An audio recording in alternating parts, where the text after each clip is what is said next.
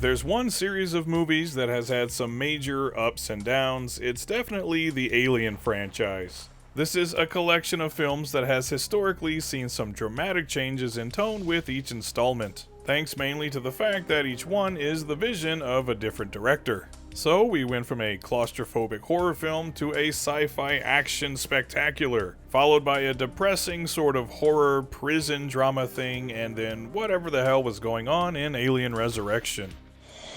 Ah!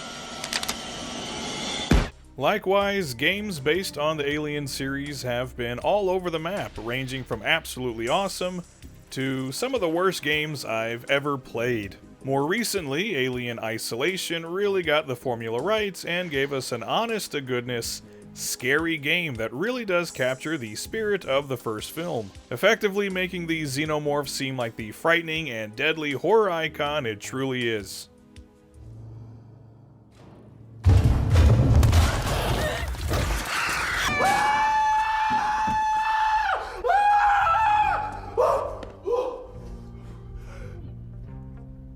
That was scary! But throughout the 80s and 90s, when technology put a limit on what kinds of games could be made, the Alien series jumped from one genre to another time and time again, with some wildly mixed results. So with that in mind, let's take a look at a big bunch of retro Alien games, and find out which ones are worth playing and which ones deserve to be ejected into space.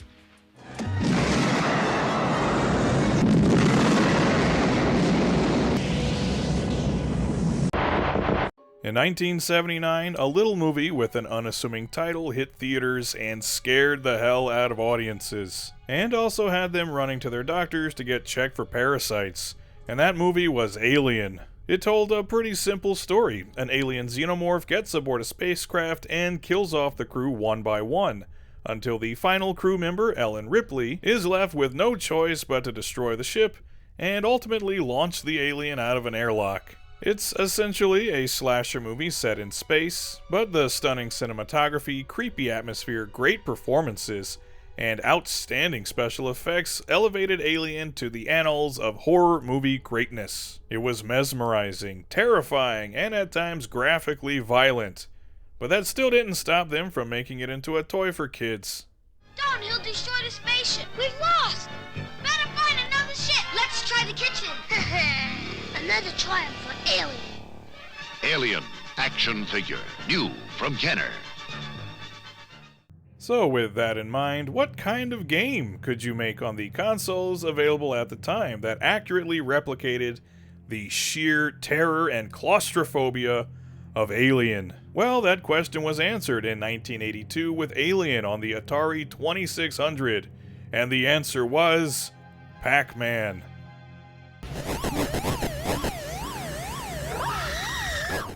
Yeah, it's just Pac-Man with xenomorphs. And I mean, that's literally it.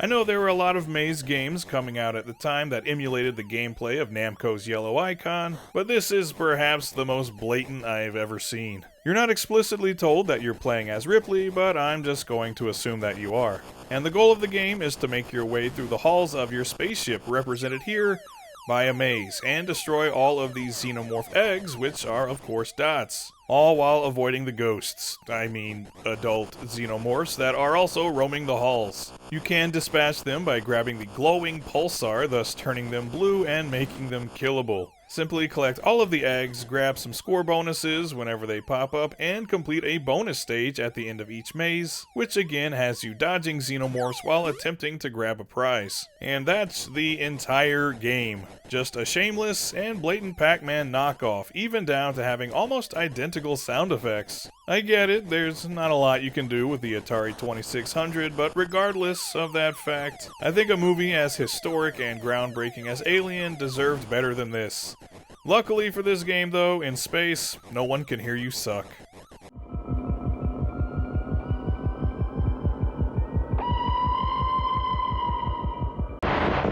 It wouldn't be until 1986 that a sequel to Alien would be unleashed on the world in the form of James Cameron's Aliens, which is arguably the greatest film sequel of all time and took the premise of the original in an all-new direction, being much more of an action film than a horror film, though there are still plenty of scares included too.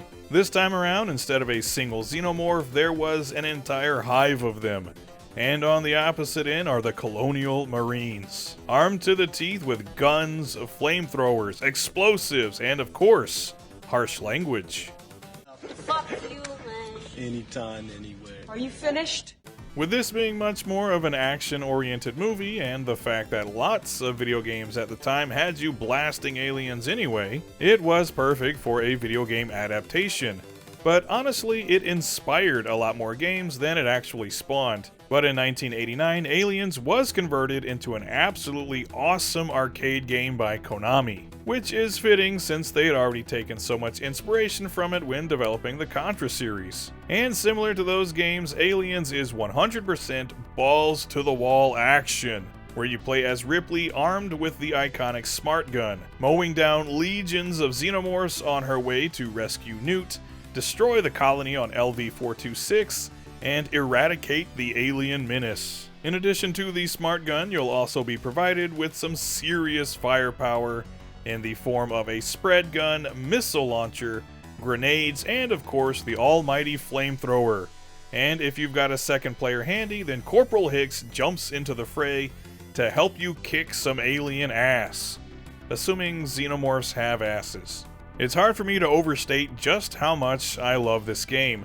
It's definitely one of my favorite arcade games ever, and it does exactly what I wanted it to do. It doesn't take the premise of the movie in any wild directions, it just gives you a gun and a bunch of enemies and turns you loose, just how I like it. There's a variety of enemies, including some from the Aliens toy line and original xenomorphs designed specifically for the game, as well as a final epic confrontation with the Alien Queen. And it must be said that the graphics and sound for 1989 are simply amazing, one of the better looking and sounding arcade games of that year. And if you've never played it before, I'd make this one a priority. If this was the only game based on aliens, I'd be totally cool with that. But as it turns out, there were others. And how much do you want to bet they didn't hold a candle to this one?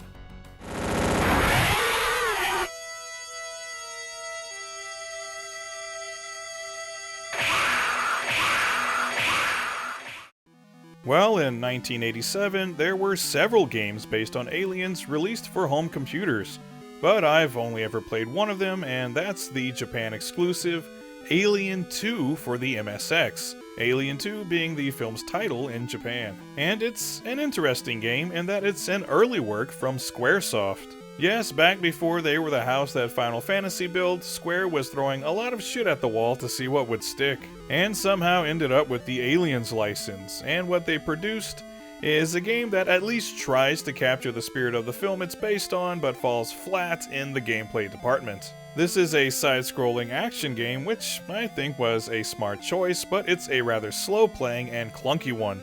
And it's one of those games where you press up to jump, which took some getting used to. You start out with a basic rifle and no side weapons, but as you encounter and destroy xenomorph eggs, you'll quickly get power-ups that provide more powerful weapons with limited ammo, a stock of grenades, and a power-up that increases the height and distance of your jump, which you quickly find out is vital as there are gaps in the game that you simply cannot clear without it. Eventually, you'll encounter a variety of xenomorph types, including some that even pop out of the walls, and when killing any enemies, you really need to keep your distance, as true to the film, when they're wounded, they spray acid in their immediate vicinity, which will cause damage to Ripley.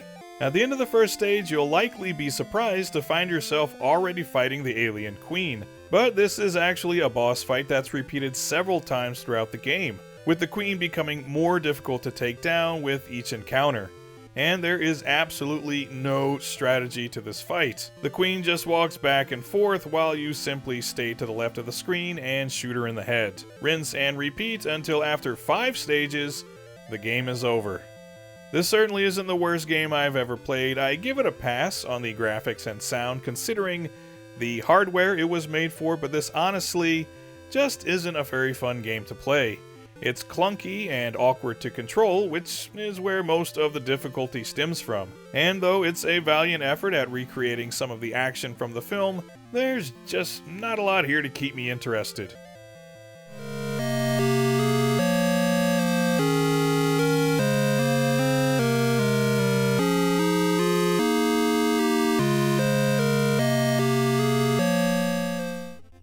What's surprising though is that there actually was a version also being developed by Square for the Famicom disk system that was for all intents and purposes finished, but never released for some reason. But not long ago, the ROM for this version was made available online, and I have to say it's better than its MSX counterpart. Not by much, mind you, it's still the same basic gameplay, but it controls a bit better, has better graphics and sound, gives you unlimited ammo for your weapons, as well as items to expand your health bar and armor items to reduce damage. And something that annoyed me in the MSX game is that to enter doors you have to stand in front of them and wait for a couple of seconds, but here you simply press the up button to enter. It's not night and day, this game still doesn't have much to offer in terms of gameplay, and it's rather short, but it's still surprising that the better version was shelved. Supposedly because the programming was subpar, but I still prefer it over the MSX version anyway.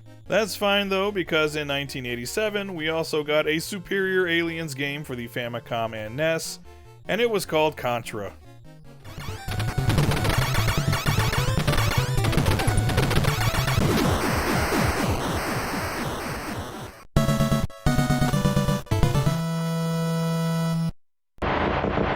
In 1992, the follow-up film to Aliens was released, simply titled Alien 3, and it went in a drastically different direction than its predecessor.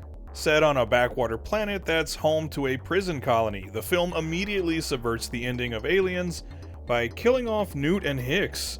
It sets a much more depressing and grim tone right away, with Ripley now once again being completely alone and surrounded by the worst kind of criminal scum who haven't so much as laid eyes on a woman in many years. Also, now instead of a legion of xenomorphs, there's again just one, which you think would be manageable except for the fact that the prison doesn't contain any weapons, so everyone is pretty much screwed. This was also the movie where we discovered the xenomorph prefers Pepsi.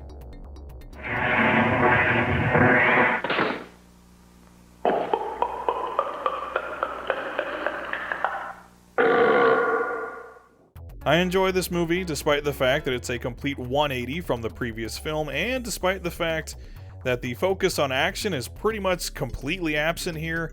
Alien 3 spawned more action games than any other film in the franchise. The one I've played the most is definitely the Sega Genesis game, which pretty much ignores the plot of the film altogether. It's still set on Fury 161, but instead of one alien and no guns, there are lots of aliens and, you know, guns. Oh my god, guns! The game is broken up into 15 different maze-like stages, and the objective in each one is to find and rescue a certain number of cocoon prisoners and find the exit before time runs out. Which seems like a simple enough task, but you don't have a ton of time to spare, and of course you'll have to contend with a ton of xenomorphs that have a habit of coming out of nowhere to ruin your day, as well as respawning in the most inconvenient of places. You're carrying a very handy pulse rifle that has multiple weapon attachments that you can cycle between, such as the flamethrower and the grenade launcher. And at the end of each stage, you're scored on how fast you completed it and how much ammo you had left over. And every so often there's a boss fight against a much bigger xenomorph, with the final boss being against two of these guys, which is pretty anticlimactic honestly. Overall though, this is a pretty fun run and gun. It's just kind of frustratingly cheap and difficult at times, and there's no continues either, which is a real pain in the ass if you're not playing on emulator. On the other hand, the controls and objectives are straightforward and easy to figure out, and the graphics and sound, all things considered, are pretty damn good for 1992, and despite its shortcomings, I'd say Alien 3 is an above average action offering.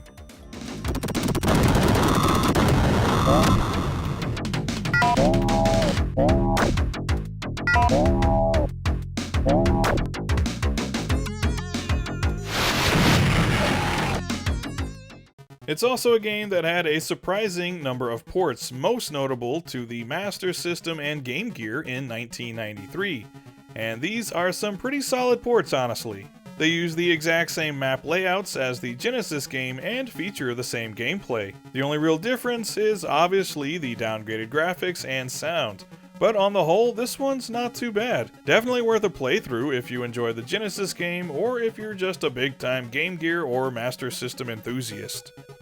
There were also a couple of PC ports, but the only one I've ever played is the version for the Amiga, which, much like the Master System, features the exact same gameplay and stage layouts as the Genesis game, and even looks more or less the same. The main drawback of this port though, absolutely no music during gameplay. If you've ever wondered just how important music is in an action game, play Alien 3 on the Amiga. Nothing gets your heart racing quite like the crushing vacuum of silence.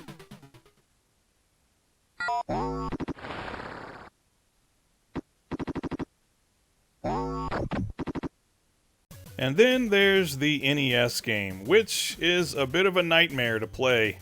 So I say, fuck that thing! Obviously, the graphics and sound are going to be a big step down, that's not really the issue. But if you thought the Genesis game could be unforgiving, just give this one a try. The object of the game hasn't changed at all, but the stage layouts are completely different and for whatever reason, tend to be even bigger and more labyrinthian than the ones on the Genesis, making this one a confusing and frustrating mess to play, especially if it's your first playthrough. It honestly just makes you wish you were playing the Genesis game instead. My advice, give this one a pass. If you just have to have some 8-bit Alien 3, play the Master System version. That is crazy! That is horseshit! Of course, there also had to be an SNES game which was released in 1993, and for a nice change of pace, it's not just a straight port of the Genesis game, but instead does its own thing. It's comprised of 6 very large stages, each featuring a central hub where you can view a map of the stage and see all of your available objectives, which include rescuing stranded prisoners, repairing busted terminals, and destroying clusters of xenomorph eggs. After completing all of these objectives, you move on to the next stage, which features a whole new set to complete, though you'll pretty much be doing the exact same things all throughout the game. You also get a whole bunch of weapons at your disposal, and they're each mapped to a different button on the controller, which is awesome. Much better than having to cycle between them, and overall, this is a much bigger and longer game than its Genesis counterparts, and thankfully features a password system. It's also a damn good looking game with some very detailed environments and an especially impressive opening cutscene. The sound design is pretty good too, but I think I prefer the gritty tunes of the Genesis game, and honestly prefer that game overall, as I'm much more partial to simple and straightforward action games. You may disagree though, so my advice is to play both and decide for yourself. Of course, if you want to play a game based on Alien 3 that has even less in common with the movie than these games do, there is one more option. In 1993, Sega unleashed upon arcades Alien 3: The Gun, which is a non-stop thrill ride from start to finish. It's a rail shooter, and honestly, one of my favorite games of this type. And despite the title, it has very little to do with Alien 3, almost nothing in fact, to the point that Ripley isn't even featured anywhere in the game. You instead play as 1 or 2 nameless space marines that have been sent to Fury 161 in response to a distress call, and then find an infestation of xenomorphs that of course need to be wiped out. And holy hell does this game throw a ton of enemies at you all at once. It's actually kind of hilarious to think that again this game is based on a movie that featured exactly 1 xenomorph and not a single firearm in sight. Here though, in addition to your base machine gun with unlimited ammo, you can also occasionally pick up a flamethrower, and you have a limited supply of grenades which clear the screen of enemies and deal a ton of damage to bosses. You sometimes also encounter non-combatants in the form of prisoners, whom you're not really supposed to kill, but considering the crimes they've been convicted of, you'll be forgiven for taking a few potshots. You'll not only be taking on xenomorphs though, but also the security turrets and the droids of Fury 161, and ultimately a representative of the Weyland-Yutani Corporation that kind of looks like the Bishop character from the end of Alien 3, but not really. Anyway, Alien 3: The Gun does exactly what it says on the tin. It gives you a gun and has you shoot pretty much everything that moves. Does it feel at all like a recreation of the film it's inspired by? Hell no. Is it a lot of fun? You bet your ass. We're all gonna die. The only question is when. This is as good a place as any to take your first steps to heaven. The only question is how you check out. Do you want it on your feet? Or on your fucking knees?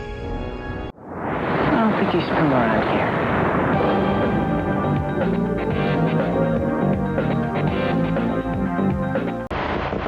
In 1996, a brand new Alien game was released for the PS1, Sega Saturn, and PC, and that game was Alien Trilogy, which you'd be forgiven for thinking would be kind of like Die Hard Trilogy, a retelling of the events of the first 3 films only in video game form. But despite the title, Alien Trilogy features a completely original story that ties in elements from the movies. It begins more or less like Aliens, with Ripley and a bunch of Space Marines landing on LV-426 to investigate what happened to all of the colonists, when suddenly a horde of xenomorphs attack, killing off all of the Marines and leaving Ripley as the lone survivor, who now must do her best to destroy the alien nest and escape with her life. Gameplay-wise, Alien Trilogy is a fairly straightforward first-person shooter, and I have to say, for the time it was made, it's a damn good one. Along with Doom 2, it's also one of the first FPS games that I ever played. And what a way to be introduced to the genre. Literal demons from hell on one hand, and xenomorphs on the other. This is a pretty big game, all things considered, featuring 30 stages and 3 boss fights, all being against a different queen alien, which is honestly the weakest part of the game, with each fight being the same and the queen herself actually being surprisingly easy to take down. Aside from that though, this is an awesome game that was definitely made with fans of the series in mind. You start out with a basic pistol, and the objective for each stage is to simply find the exit, but standing in your way are tons of facehuggers, xenomorphs, and eventually corrupted androids and agents of the Weyland-Yutani Corporation. Luckily, you eventually pick up way more firepower in the form of series classics like the flamethrower, the pulse rifle, the smart gun, and the classic shotgun, which is of course perfect for close encounters. I'd like to keep this handy for close encounters. I heard that. One thing I can vividly remember when playing this game as a kid is that it genuinely creeped me out. It's an action-packed FPS, sure, but there are also plenty of sections that are ominously quiet, leaving you in suspense and anticipation for when the next xenomorph is going to pop up, giving you a good scare before you blast it into acidic black and green chunks. It's not exactly on the same level as Alien Isolation, but at the time, this felt like it was a horror game just as much as it was an action game, which is greatly helped along by the sound design. The aliens themselves make some pretty creepy and intimidating noises, but the soundtrack is what really does it for me. For the most part, it's very chill and fittingly spacey, but it can create a haunting atmosphere that complements the setting very well. This was also a pretty damn good looking game for its day, blending full 3D environments with 2D sprite-based enemies. And it's one of the first games I can remember playing that used motion capture for their cutscenes, and the opening cutscene especially really impressed me as a kid. And overall, I'd say this game was a great showcase for what the PS1 could do early on. A solid game all around and a very fun FPS, but it certainly wouldn't be the last.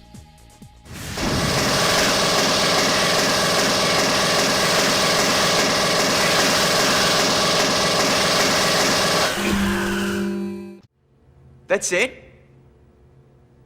That's it? No explosions? No hellfire? No...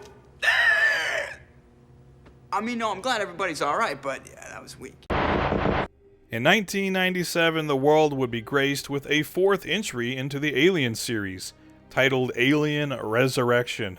Set a couple hundred years after the events of Alien 3, it features a clone of Ellen Ripley, created for the sole purpose of extracting a xenomorph from her body, as apparently cloning her also cloned the queen alien that she was host to when she died. But now Ripley has some more xenomorph-like qualities, such as acidic blood and enhanced physical abilities, while the queen alien now has a womb, and gives birth to a grotesque human xenomorph hybrid thing. And this one just got kind of weird.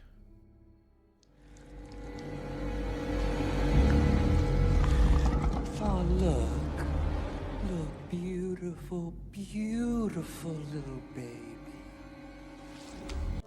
That's disgusting! That aside, this is actually a pretty enjoyable blend of sci-fi horror, action, and a bit of comedy, and if nothing else, you can't say it didn't try some new things. It's definitely not for everyone, but in my book, this is a pretty solid film. And of course, there had to be a video game adaptation, which oddly enough, wasn't released until about 3 years after the film, apparently due to some serious issues that plagued its development. So, was it worth the wait? Yeah, I'd say it was. Alien Resurrection is yet another first-person shooter, but it's most notable for being the first console FPS to incorporate both analog sticks, with one controlling your movement in 4 directions, and the other allowing you to look up, down, and all around, which would eventually become the standard for games like this, but at the time was actually pointed out as a negative aspect. Also, this game could be played with the PS1's mouse, which I've personally never tried, but hey, that's pretty cool too. Gameplay-wise, Alien Resurrection is pretty solid. It's a fun FPS, but does lean more into the horror side of things, being rather slow-paced and using ambient sounds and jump scares to keep you on edge, with most sections of the game being completely devoid of music, which actually made me think of Doom 3 a bit, and that's certainly not a bad thing. You also get to play as 4 different characters from the movie, and while they can each make use of a variety of weapons, they also get access to weapons that are unique to each of them, which changes the gameplay up slightly. The biggest drawback here though is the somewhat unforgiving difficulty, thanks mostly to how stingy the game can be with ammo and health pickups. Whatever you finish one stage with is carried over into the next, so if you get a bit trigger happy, you could find yourself backed into a corner with no way to defend yourself, and at that point, you might as well start over again and learn from your mistakes. Or you can do what I do, play with save states. Overall, while certainly not a perfect game, Alien Resurrection features above average gameplay, visuals, and sound design for its day considering the hardware it was developed on, and that it was an early trendsetter for how console FPS games would eventually be played. If you've never seen the movie or played the game, give them both a chance. They just might surprise you. Fuck. It's fork. And that's about all the aliens I can stomach for one video. There are plenty more games out there based on the Alien franchise, but I'll have to save those for a potential future video. For now though, I think I've earned a nice little break from bug hunting. So until next time, dear viewers. That's it, man. Game over, man. It's game over.